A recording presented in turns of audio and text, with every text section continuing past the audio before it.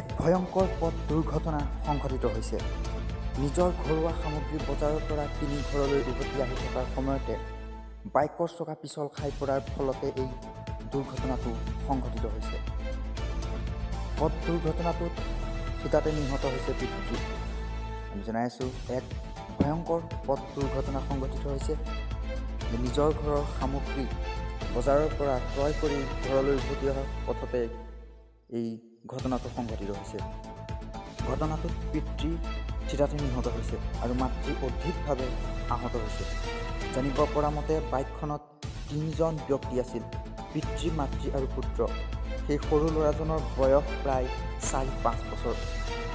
জানিব পৰা মতে শিশুটিৰ একো হোৱা নাই। মাতৃক ততাতৈয়াকৈ চিকিৎসালয়ত ভৰ্তি কৰোৱা হৈছে আৰু এই ভয়ংকৰ ঘটনাটো সংঘটিত হৈছে মৈৰাবাৰী। জনাই আছোঁ, এক ভয়ংকৰ পথ দুৰ্ঘটনা সংঘটিত হৈছে মৈৰাবাৰী।